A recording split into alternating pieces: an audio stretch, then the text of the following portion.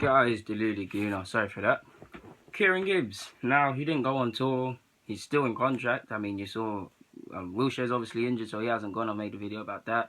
But the rest of the boys that are out of contract, the main players, Alexis, Ox, etc., Ozil, they've all gone on tour. K.Gibbs hasn't, so it's kind of the end of his Arsenal career because the likes of him, Campbell, Perez, all the Debussy, Jenkinson, all them sort of players, fringe players that their careers are in a bit of limbo and they don't seem to have a future here. They haven't gone on tour.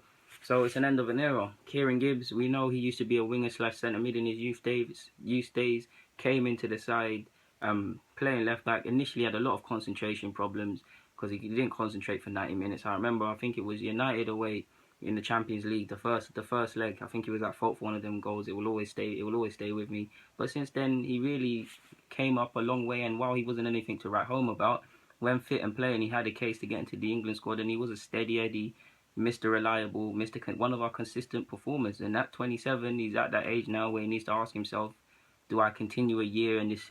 Do I spend another year continuing this fairy tale until it's physically ended because of the contract, or do I grow some balls, go and play some football, and things like that?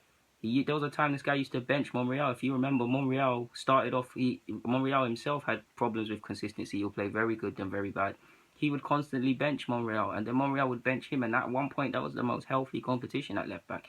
Gibbs, of course, he's past it now, but he's had some times where he saved us. You remember the clearances off the line in the FA Cup final, the goal to save us against Anderlecht, the superb game, even though we lost 4-0 against AC Milan. He's had some decent games. The equalisers against Spurs and Liverpool, I believe, if I can remember rightly. Either scored or had a good game against Liverpool.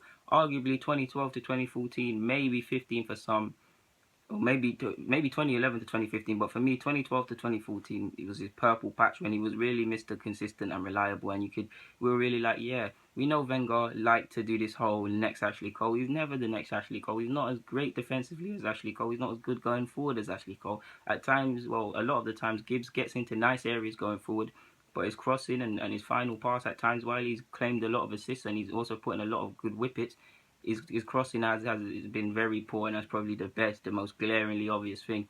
You did think at one point, purely because of the age, and that Monreal flip-flopped last season, you thought because of the age he was on Gibbs' side, Gibbs would be retained, and he's homegrown and he's 27, like I just said. You think he'd be retained versus Monreal, 32, had a hell of a last year, getting destroyed by anyone with a bit of pace and strength.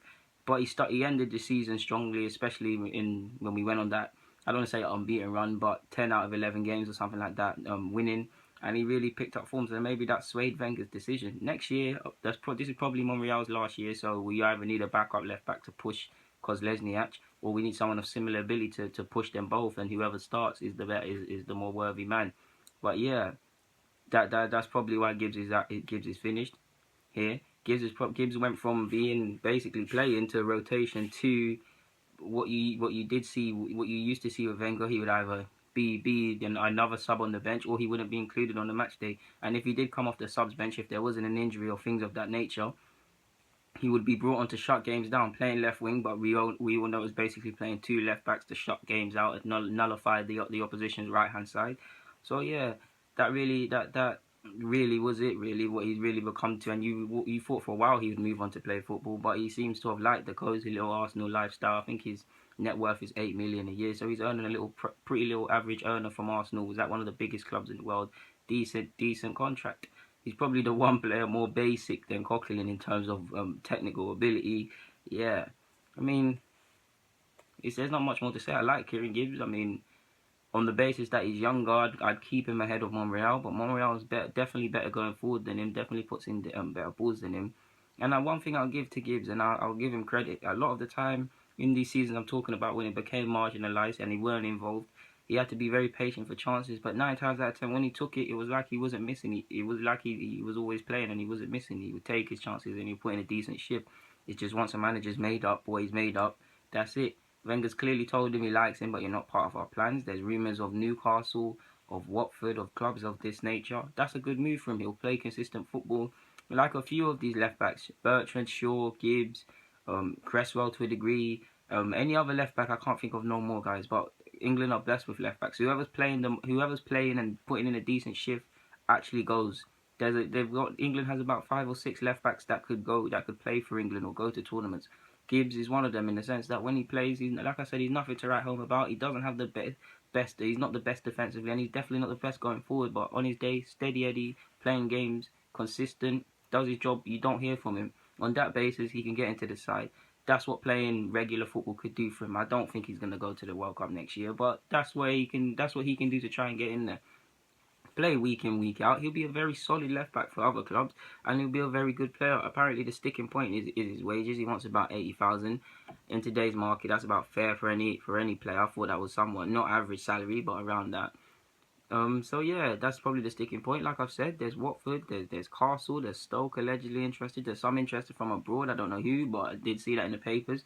It's up to him really. I mean, if he wants to stay and see how things go, and his contract's up 2018, like I said, if he wants to stay and see how things go and not play football and rely on the Carling Cups, maybe Europa League, depending on how seriously we take it, FA Cup maybe as well.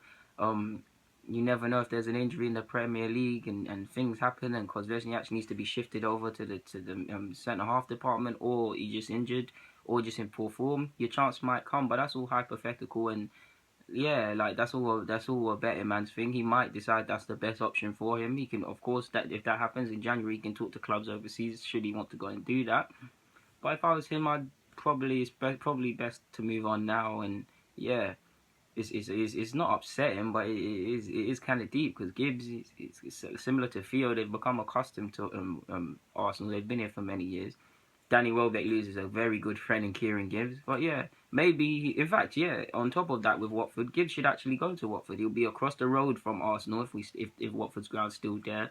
He's still in London, which I'm no doubt he's a relatively young man with basically financial freedom. London's a very good place when you've got money like that. So yeah, maybe that sways the decision. I heard Palace are involved as well, so he'll have a little couple clubs there. Maybe the promoted clubs might be interested in a loan spell or a cut price deal and things of that nature.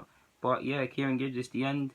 Felt you deserved the video because you've been a decent servant for us. You were terrific in 2014 and you were part of that FA Cup run, that first FA Cup in a while. So yeah, good luck with your career, Gibbs. I liked having you here, been a decent servant. Best of luck with your career. Anyways, guys, Deluded Gooner signing out. Comment, subscribe. You guys know the rest. Thank you for watching.